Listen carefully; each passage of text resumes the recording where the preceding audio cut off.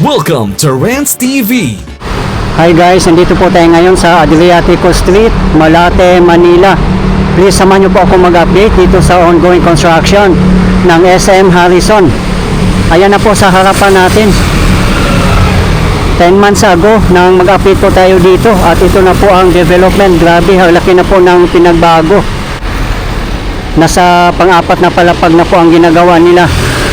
Ito po yung update natin today, May 25, 2026.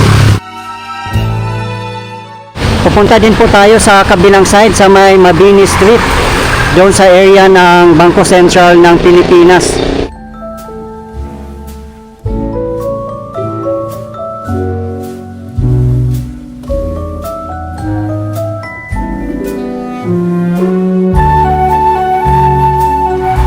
Tatlong street po ang nasasakupan ng SM Harrison. Adriatico Street kung nasan po tayo ngayon, Mabini Street and Ocampo Street.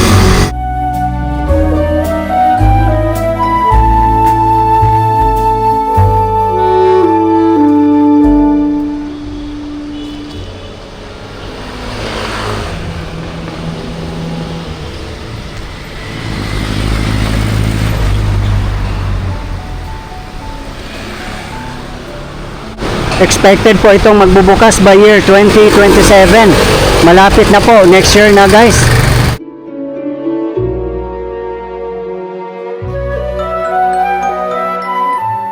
Goodbye Harrison Plaza na po talaga. Nabili na po kasi ito ng SM Super Malls.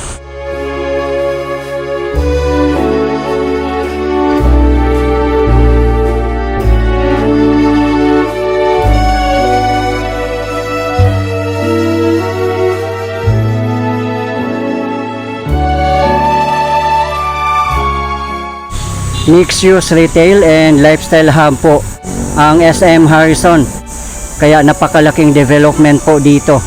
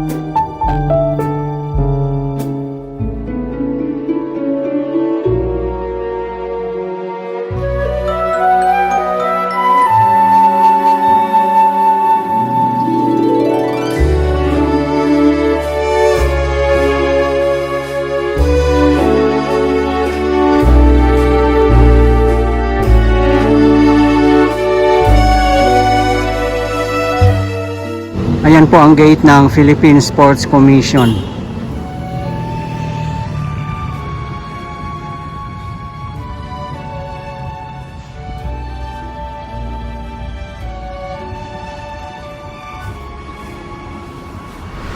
Ito po yung kahabaan ng Adriatico Street.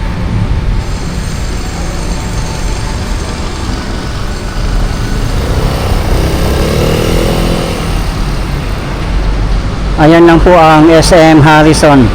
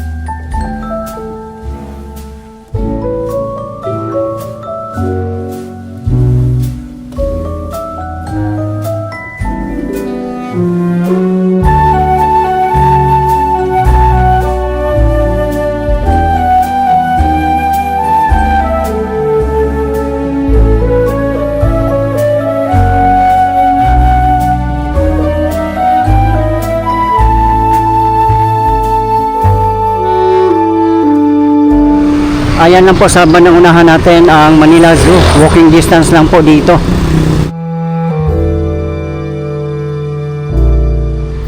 Diyan lang po tayo galing kanina. Ayan lang po ang Manila Zoo. Diba guys, napakalapit lang po. Pagkatapos yung mamasyal sa SM Harrison, then pwede din po kayong mamasyal diretso sa Manila Zoo. Meron din tong park dito, ayan o. Open park.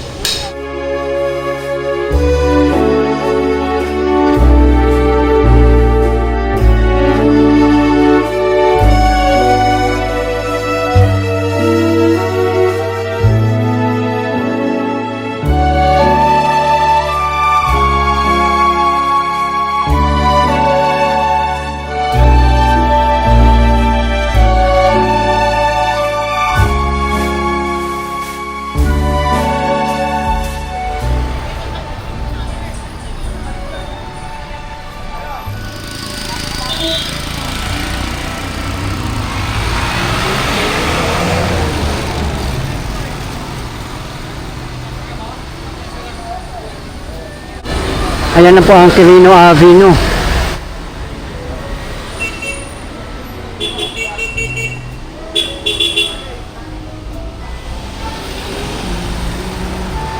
Ito po yung kahabaan ng Adriatico Street. At ito naman po ang kahabaan ng Quirino Avenue. Doon po papuntang Taft. At dito naman sa kabilang side ay papuntang Rojas Boulevard. Diyan po. At ito lang po ang Manila Zoo.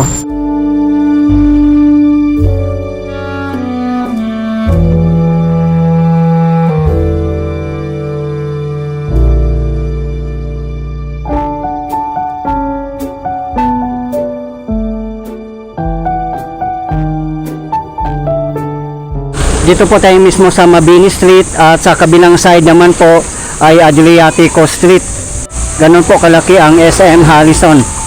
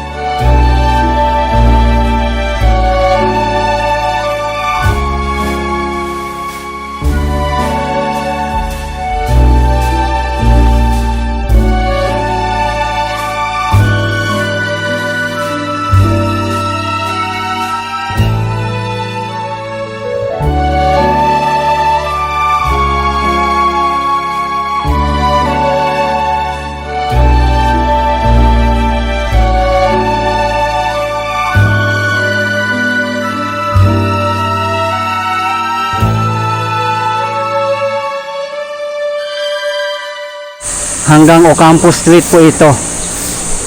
Tutumbukin po natin guys. Ayan lang po ang Bangko Sentral ng Pilipinas. Katapat lang po ang SM Harrison.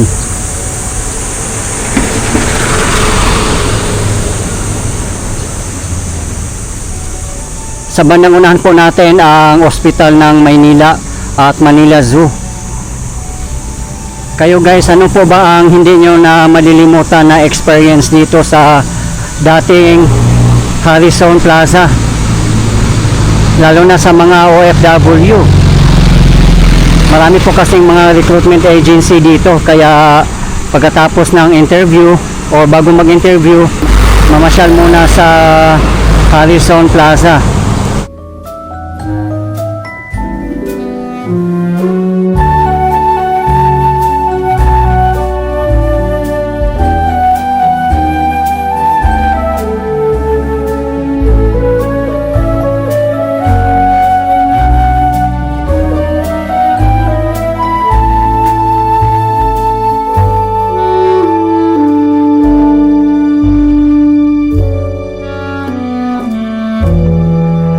Nandito na po tayo sa Ocampo Street. Kung didiretsuhin po yan ay papuntang Taft Avenue. Nandun din po ang Vito Cruz LRT 1 station. At dito naman po sa right side natin ay papuntang Rojas Boulevard at Manila Bay. Walking distance lang po dito, ang lapit lang po. Kaya ang SM Harrison ay nabilong po sa tatlong streets katulad ng Ocampo Street, Adriatico Street, and Mabini Street. Ganun po kalaking development dito guys.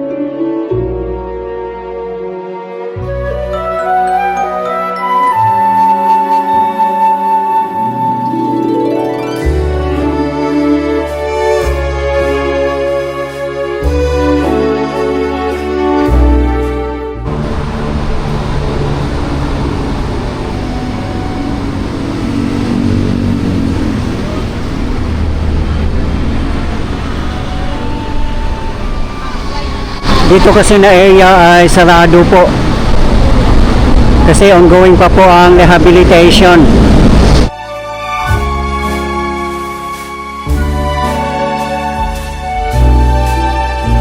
Finally nakapasok na po tayo sa Manila Dolomite Beach. Ayan, ang dami na pong mga namamasyal dito kaso lang magsasarado na po siya ng 6 PM. Mga ilang minutes na po tayo pwedeng mamasyal dito ngayon.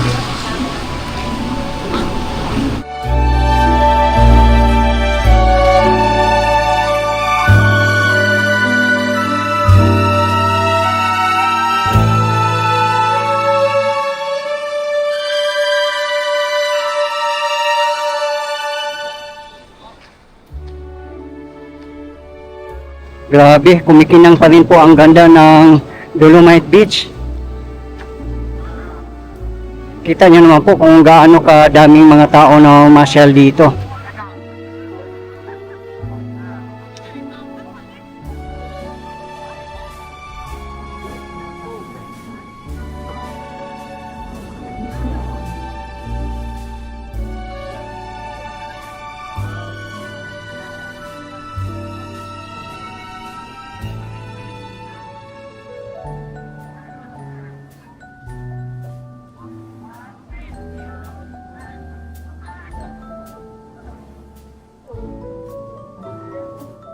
May mga ibang lahi pa na masyal.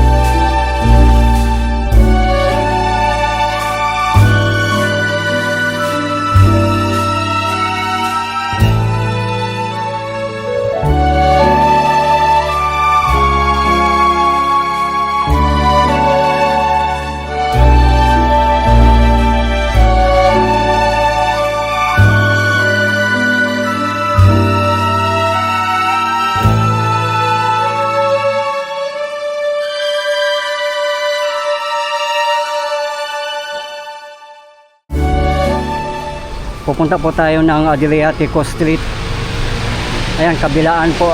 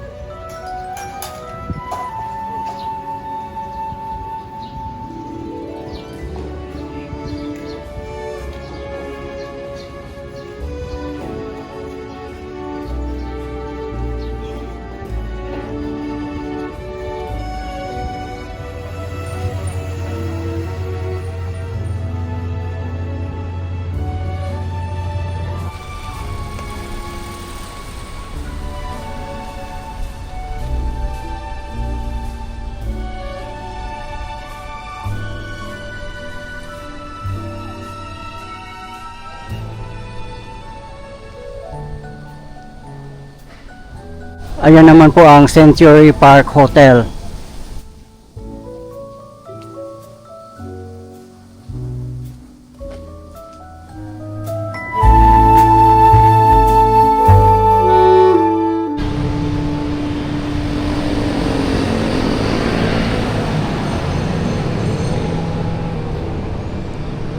Nandito na po tayo sa Adriatico Street. Ayan po sa tapat natin ang Philippine Sport Commission.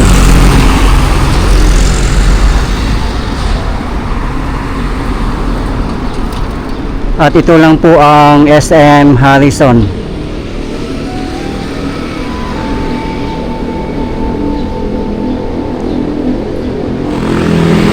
Okay guys, ito po yung latest update natin ngayon dito sa ongoing construction ng SM Harrison in Adriatico Street, Malate, Manila. As of today, May 25, 2026. Maraming salamat po sa patuloy niyong suporta at panonood ng aking mga videos. I really appreciate po. At hindi po ako magsasawang i-update kayo, lalong-lalo na po sa mga government infrastructures. Mabuhay ang Pilipinas. Okay guys, thank you for watching and keep safe everyone.